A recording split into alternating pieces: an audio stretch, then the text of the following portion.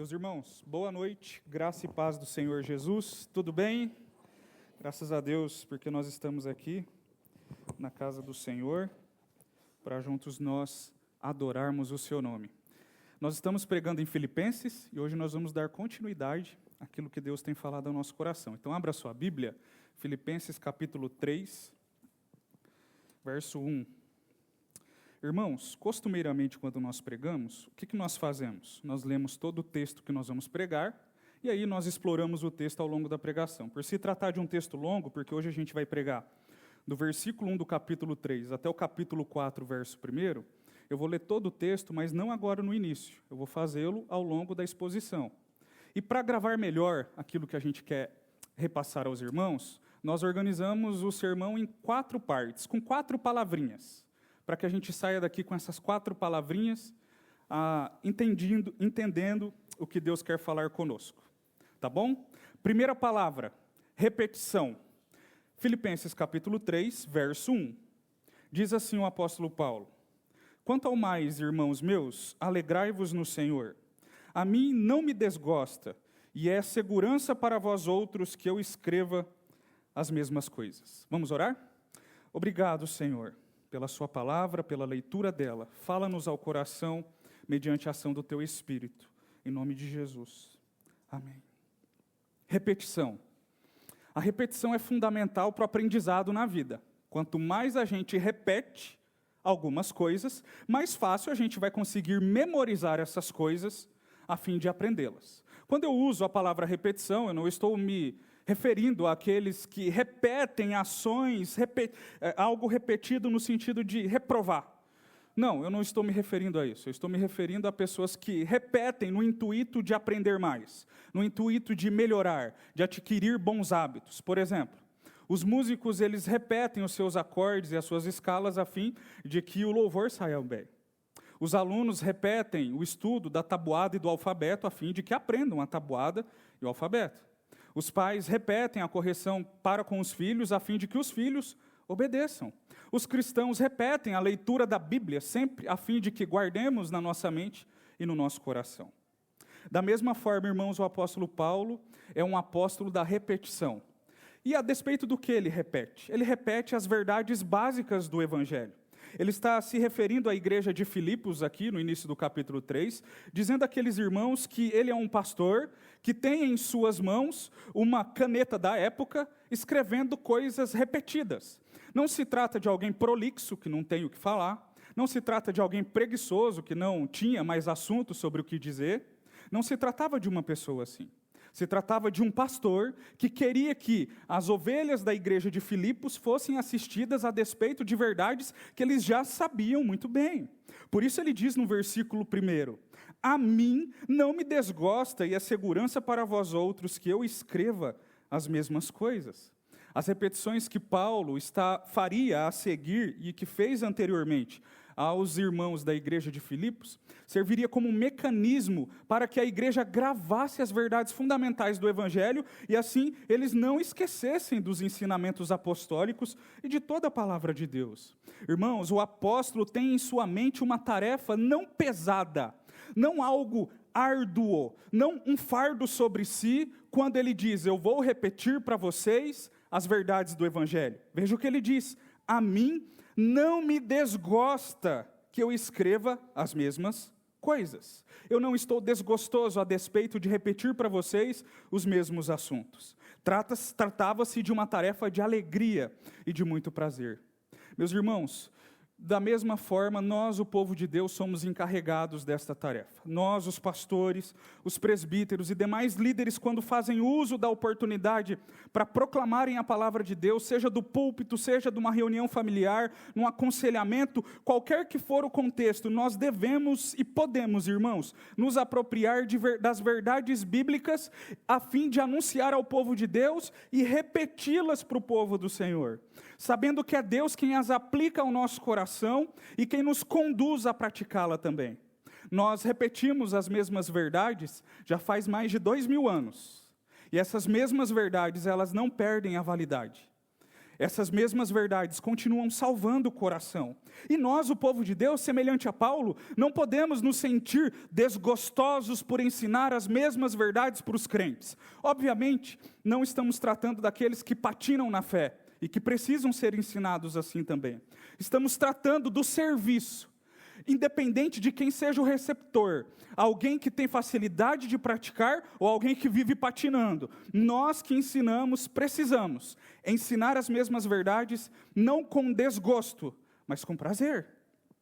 Além disso, outro aspecto, nesse mesmo verso que o apóstolo Paulo ensina para a igreja de Filipos, e também a nós, é que as repetições do evangelho para os seus ouvintes se tratava de algo seguro para aqueles irmãos. Ele diz no versículo 1, né, irmãos? É segurança para vós outros que eu escreva as mesmas coisas. Portanto, as repetições apostólicas, as repetições pastorais são vitais para que nós, os crentes, não nos esqueçamos das verdades que um dia nos salvaram e que nos mantêm seguros em Cristo Jesus em um mundo que odeia o Evangelho.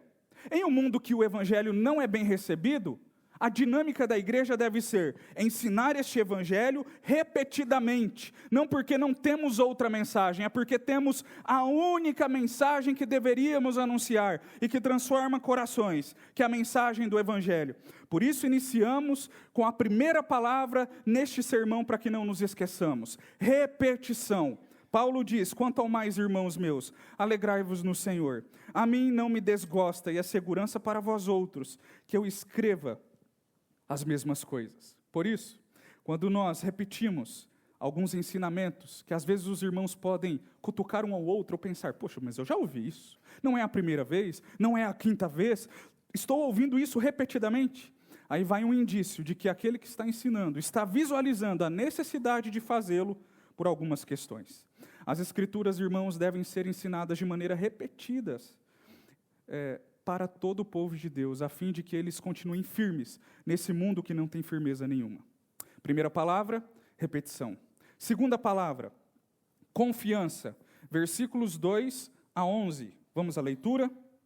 Acautelai-vos dos cães. Não é dos cachorrinhos não, tá? Eu já explico. Acautelai-vos dos maus obreiros. Acautelai-vos da falsa circuncisão. Porque nós é que somos a circuncisão, nós que adoramos a Deus no Espírito, e nos gloriamos em Cristo Jesus e não confiamos na carne. Bem que eu poderia confiar também na carne. Se qualquer outro pensa que pode confiar na carne, eu ainda mais. Circuncidado ao 8º dia, da linhagem de Israel, da tribo de Benjamim, hebreu de hebreus, quanto à lei fariseu. Quanto ao zelo perseguidor da igreja, quanto à justiça que há na lei, irrepreensível. Mas o que para mim era lucro, isto considerei perda por causa de Cristo. Sim, deveras considero tudo como perda, por causa da sublimidade do conhecimento de Cristo Jesus, meu Senhor, por amor do qual perdi todas as coisas e as considero como refúgio, para ganhar a Cristo e ser achado nele, não tendo justiça própria, que procede da lei, senão a que é mediante a fé em Cristo, a justiça que procede de Deus, baseada na fé, para o conhecer e o poder da sua ressurreição, e a comunhão dos seus sofrimentos, conformando-me com ele na sua morte, para que de algum modo alcançar a ressurreição dentre os mortos. Na igreja de Filipos havia alguns crentes que estavam infiltrados ali com um evangelho que não era o evangelho verdadeiro. O que eles ensinavam? Que para que alguém fosse salvo, era preciso praticar boas obras. Ter fé em Jesus vai ajudar, mas praticar boas obras, vai cooperar ainda mais. 50-50. 50% Jesus, 50% as suas obras. Para esses obreiros, Paulo os denomina de cães, maus obreiros e falsa circuncisão. O apóstolo, quando olha para esse grupo de pessoas e se volta aos crentes verdadeiros, ele não diz, tolerem-nos, façam de conta que tudo bem. Ele chama a atenção da igreja, cuidado, e faz isso por 3 vezes no versículo 2. Cuidado, cuidado, cuidado com eles. Eles são como cães raivosos, que trazem um evangelho que aparentemente é inofensivo, mas que na verdade querem devorar vocês. Esse zelo apostólico nos é útil nos dias atuais, irmãos. Quando nós ligamos a TV, o rádio, o YouTube, para ouvir um pregador, o povo de Deus precisa ligar o desconfiômetro para que não sejamos devorados por esses cães que querem trazer uma mensagem aparentemente inofensiva, mas que na verdade querem disseminar em nosso coração e nossa mente um evangelho que não é verdadeiro. Para esses, Paulo diz para nós, o seu povo, cuidado com essas pessoas. Cuidado com essas pessoas, cuidado com elas, porque nós não precisamos desse falso evangelho. Versículo 3, Paulo diz que nós devemos nos gloriar em Cristo Jesus e não confiar na nossa carne a despeito da nossa salvação. Por falar em confiar em carne, o apóstolo faz um exercício conosco entre os versos 4 a 6. Ele olha para a igreja de Filipos e diz: vocês não têm aí falsos mestres que estão ensinando, que precisam confiar nas suas obras para que sejam salvos? Pois bem, eu apresento a vocês um cidadão que anteriormente tinha todos os motivos para confiar em suas boas obras para que fosse salvo. Quem é ele? Sou eu, escreve Paulo. E ele nos apresenta 7 características que ele possuía antes da sua conversão. Versículos 4 a 6, ele diz: bem que eu poderia confiar na carne. Se qualquer outro pensa que pode confiar na carne, eu muito mais. Por quê? Ele diz as 7 características. Circuncidado ao 8º dia, da linhagem de Israel, da tribo de Benjamim, hebreu de hebreus, quanto à lei fariseu. Quanto ao zelo perseguidor da igreja, quanto à justiça que há na lei, irrepreensível. Paulo está dizendo, se a salvação fosse por obras, eu já estaria salvo. Mas aqui tem uma preposição. Ele diz, mas o que para mim, todas essas 7 características, aparentemente, eram boas, eu considerei como perca, para que eu alcançasse um lucro maior. E qual é o meu lucro maior? Ter Cristo Jesus. Aquelas características tinham o seu valor histórico, o seu valor de tradição, mas não possuíam valor de salvação. Tanto não possuíam que no versículo 8, Paulo diz que todas essas coisas são comparadas com Cristo Jesus de uma maneira efêmera. Cristo é muito mais sublime, diz Paulo, por causa da sublimidade do conhecimento de Cristo. Anteriormente ele diz, eu considero tudo isso como perda. Acabou. Essas coisas não são o fundamento da minha salvação. O fundamento da minha salvação é Cristo Jesus. Diante desse cenário, nós precisamos responder algumas perguntinhas, irmãos. Em quem nós temos confiado a nossa aceitação diante de Deus? Nós vivemos uma época onde o mundo quer nos mostrar que precisamos ser aceitos por nós mesmos, depois pelas pessoas ao nosso redor, nos conformando ao que o próprio mundo ensina. Isso é perigoso.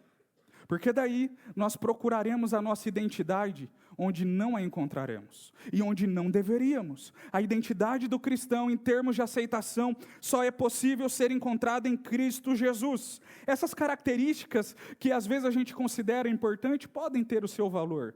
Contudo, elas não podem nos salvar. C.S. Lewis, em um dos seus livros chamado Anatomia da Dor, ele diz assim, eu preciso de Cristo, não de algo que se pareça com Ele. A gente precisa de Jesus para a nossa salvação, irmãos. Para a nossa salvação, como cantamos ainda há pouco, nós precisamos confiar em Jesus e não em nós mesmos, não em nossa carne. Primeira palavra, repetição. Segunda palavra, confiança. Terceira palavra, perseverança. Versos 12 a 16, diz assim, não que eu o tenha já recebido ou tenha já obtido a perfeição, mas prossigo para conquistar aquilo para o que também fui conquistado por Cristo Jesus.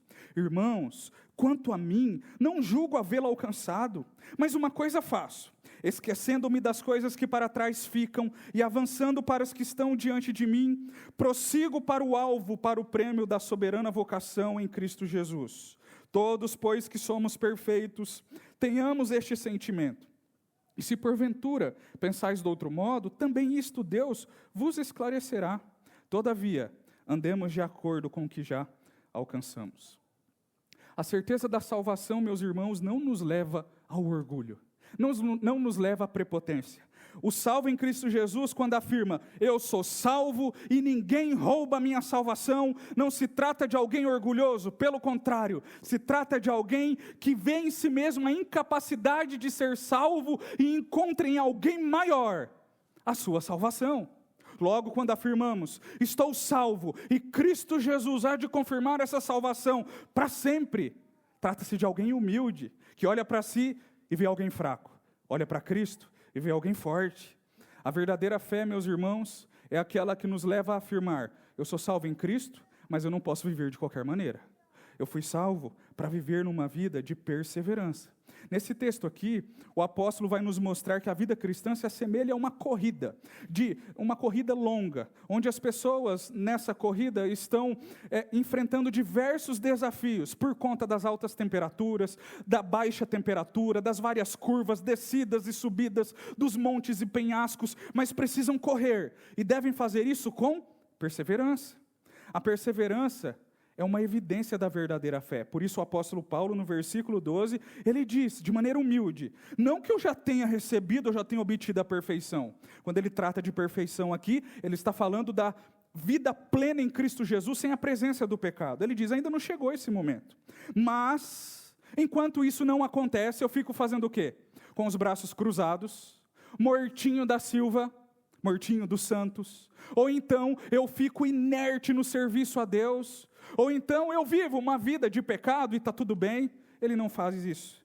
Ele diz, mas prossigo para conquistar aquilo, para o que também fui conquistado por Cristo. E aqui está o detalhe da salvação dos crentes, irmãos.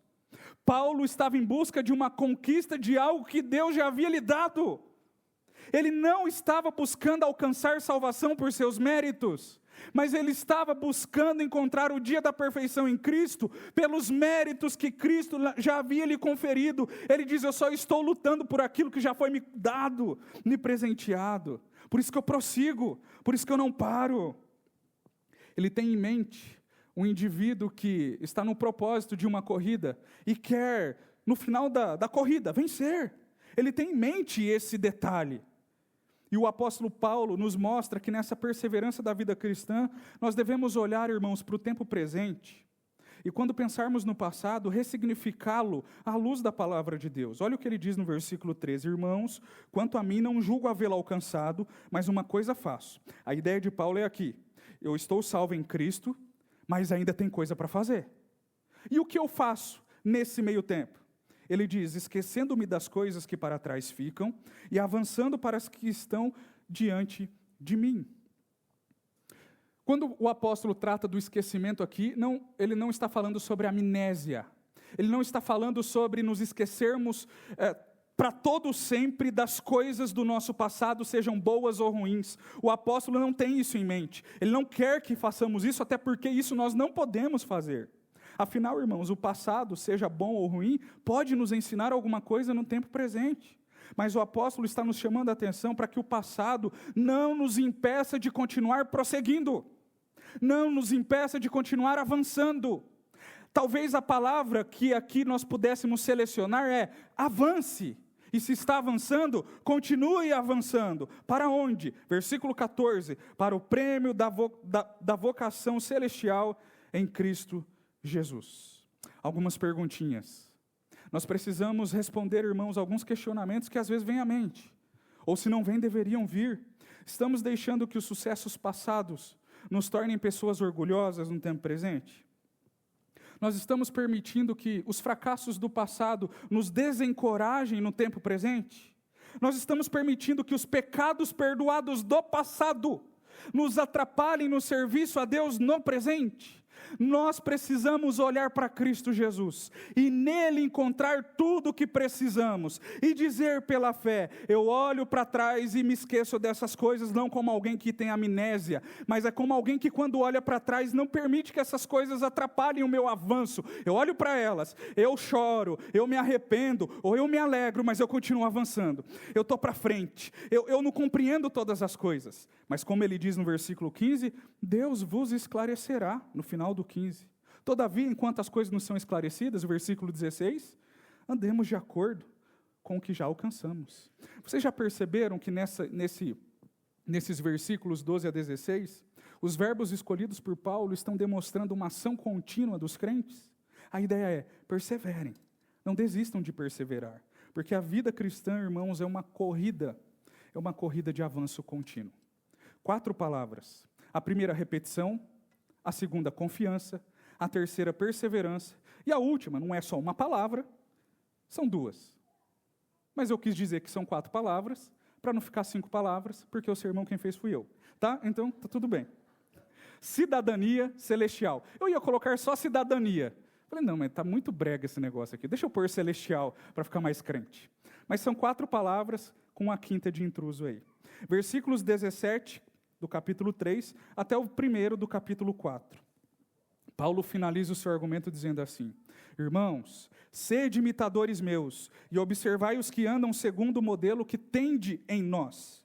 Pois muitos andam entre nós, dos quais, repetidas vezes eu vos dizia, e agora vos digo até chorando, que são inimigos da cruz de Cristo. O destino deles é a perdição, o Deus deles é o ventre, e a glória deles está na sua infâmia, visto que só se preocupam com as coisas terrenas. Pois a nossa pátria está nos céus, de onde também aguardamos o Salvador, o Senhor Jesus Cristo, o qual transformará o nosso corpo de humilhação para ser igual ao corpo da sua glória, segundo a eficácia do poder que ele tem até de subordinar sobre si todas as coisas. Portanto, meus irmãos, amados e muito saudosos, minha alegria e coroa, sim, amados, permanecei deste modo firmes no Senhor. Na corrida da fé, o apóstolo Paulo quer nos mostrar que a nossa perspectiva, meus irmãos, sobre quem somos aqui neste mundo, deve ser lapidado à luz da própria palavra. Ele quer nos mostrar, estamos aqui, mas não somos daqui. Nós estamos peregrinando aqui, mas a nossa casinha está em outro lugar. E durante essa peregrinação por este mundo, o apóstolo nos instrui, em primeiro lugar, que devemos procurar pessoas que devemos imitar. Irmãos maduros na fé, que possam se tornar modelos para nós, para que possamos, nós os homens casados, ser um melhor marido, as irmãs casadas ser uma melhor esposa, nós os filhos ser melhores filhos, e assim cada um na sua área, procurar alguém da igreja maduro, onde você possa ver um mentor, um exemplo, um tutor, alguém que possa influenciar a sua vida, a fim de que você viva para a glória de Deus. Paulo diz, irmãos, sede imitadores meus e observai os que andam segundo o modelo que tendes em nós. Em outras palavras, ele diz, imitem a mim e imitem outras pessoas também. Veja, irmãos, a intenção de Paulo não é dizer que ele é perfeito, ou que ele não pecava, ou que ele estava até mesmo acima de Cristo. A intenção de Paulo era mostrar para os crentes em Filipos o seguinte aspecto: ora, eu imito a Jesus, e se eu imito a Jesus, vocês devem imitar a mim também. Geralmente nós não queremos, num tom de humildade, isso não é ruim, mas também não é 100% bom, dizer para alguém assim, olha, não me imite não, eu sou pecador, imite a Jesus. Paulo não disse isso. Ele diz, imitem a mim, eu sou pecador, mas imitem a mim, eu pareço mais com Jesus do que com o pecado, ou com esse mundo pecador. Nós devemos redirecionar, irmãos, esse tema a despeito da nossa vida. Nós devemos ser pessoas que sejam alguém que possa outros olhar e querer nos imitar e também procurar outros a quem imitar. Nós não podemos permitir que o fato de sermos pecadores nos exima dessa responsabilidade. Imitar alguém não se dá num contexto de solidão, tá? Se dá num contexto de coletividade. Uma vida comunitária, uma prática comunitária, onde os crentes se inspiram mutuamente, a fim de que todos olhem uns para os outros, e encontrem no povo de Deus exemplo para viverem uma vida piedosa. Por isso o apóstolo Paulo diz, os que andam segundo o modelo que tendes em nós. Reforçando esse assunto, o reverendo Isaías Sorce Dias, em sua tese de doutorado, afirma que a imitação não virá por exigência ou por imposição, mas apenas pelo exemplo de alguém que é piedoso. Ninguém vai chegar na sua cabeça e diz, me imite, seu miserável. Paulo não fez isso e nós também não faremos. A imitação, irmãos, vai ser espontânea. Alguém vai olhar para nós e vai dizer, ele não é perfeito. Essa irmã não é perfeita, mas eu quero ser igualzinho a ela. Quando eu crescer, eu quero ser igualzinho a ele. Eu quero aprender, eu quero ter essa alegria, essa fé, essa disposição em servir o Senhor. A seguir, irmãos, depois de nos conclamar a imitarmos uns aos outros e sermos pessoas que possam ser imitadas, o apóstolo vai nos dizer que nesse processo onde um é figura para o outro de imitação, a vida cristã não é fácil não. ela acontece em meio aos desafios, versículos 18 e 19, porque o apóstolo Paulo mostra que nessa caminhada nós teremos inimigos, e esses inimigos não recebem qualquer título, eles são chamados de inimigos da cruz, eles são perigosos, eles são atraentes, eles vêm com uma roupagem que não é perigosa aparentemente, eles querem roubar a nossa fé, e isso de maneira sutil, contudo, continuam inimigos da cruz. E o apóstolo faz um contraste entre os inimigos da cruz, versículos 18 e 19, e entre os verdadeiros cristãos, versículos 20 e 21. Nesse contraste, o apóstolo quer mostrar para os crentes, irmãos, que os inimigos da cruz, eles estão reduzidos a este mundo. O destino deles é a perdição. Qual é o Deus deles? O ventre. A ideia de ventre, irmãos, está relacionada a todos os desejos possíveis de uma pessoa. Qual é a glória deles? A glória deles é a sua infâmia, ou seja, o seu próprio pecado. Por quê? Visto que só se preocupam com as coisas terrenas. Nós não pertencemos a esse mundo.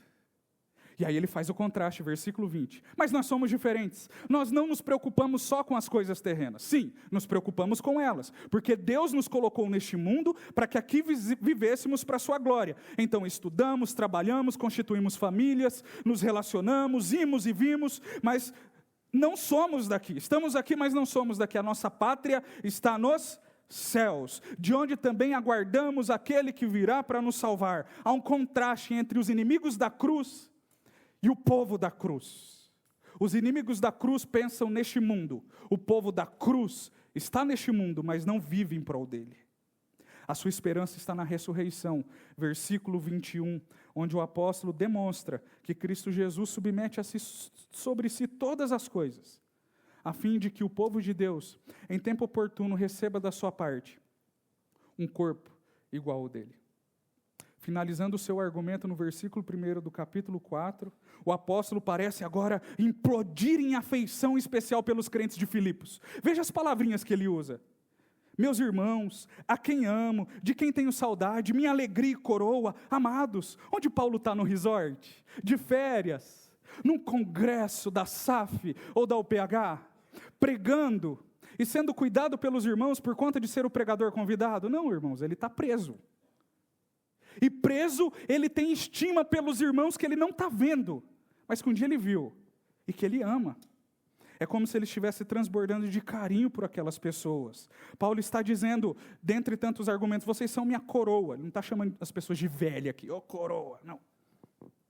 A ideia de Paulo é a ideia de um atleta que depois que concluiu a sua corrida, ganhou aquela coroa chique da época, porque venceu a corrida. Ele está dizendo em outras palavras para os filipenses, vocês são minha premiação, por isso eu amo vocês. Vocês são meu orgulho em Cristo Jesus. Irmãos, será que nós amamos uns aos outros dessa forma?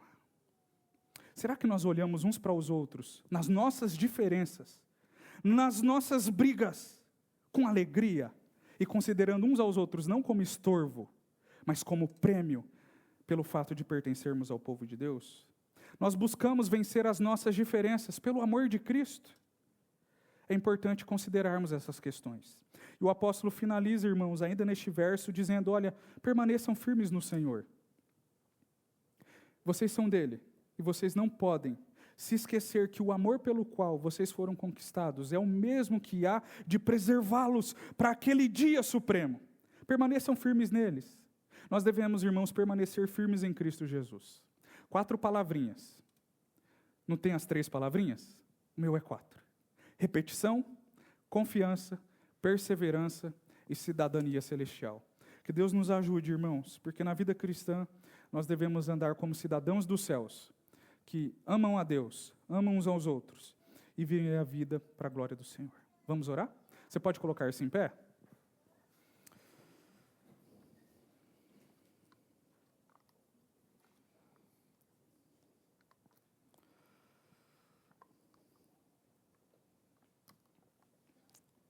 Vamos orar, irmãos. Obrigado, Senhor, porque o apóstolo escreveu essa porção bíblica dessa maneira. A gente falha em trazer tudo o que ele quis dizer, mas que o teu Espírito, que é o dono da palavra, possa aplicar ao nosso coração aquilo que faltou, aquilo que não ficou compreensível, porque nós somos apenas mensageiros. A mensagem é sua. Aplica ao meu coração e no coração dos meus irmãos, ó Deus, essas verdades bíblicas que aprendemos hoje. Ajude-nos a viver como um corpo de Cristo que se submete quando preciso às repetições das verdades bíblicas. Ajude-nos, nós que ensinamos, a fazer isso com boa vontade, paciência, labuta, dedicação. Também ajude-nos, Senhor, a confiarmos em Ti, a despeito da nossa salvação e de todas as coisas que dizem respeito à nossa vida neste mundo.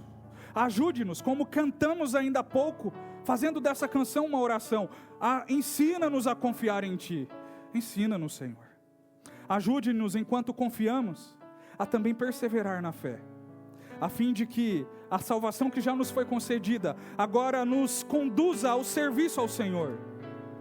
E também, ó Deus, ajude-nos por fim, a vivermos para a sua glória, a desfrutarmos das bênçãos do Senhor como cidadãos dos céus. Estamos aqui, mas não pertencemos a esse mundo.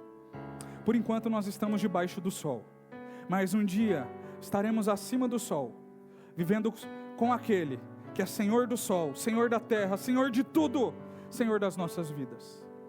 Que o Senhor capacite a mim e os meus irmãos a viverem para a glória do Senhor, em nome de Jesus. Meus irmãos, que a graça e a paz do Senhor Jesus, o amor de Deus, o nosso Pai, o dom, o fruto e a consolação do Espírito Santo sejam sobre todos nós, IPB de Mandaguari, e sobre todo o povo de Deus espalhado sobre a face da terra, até que Cristo nos chame, ou até que Ele volte, para a glória do Seu nome. Amém.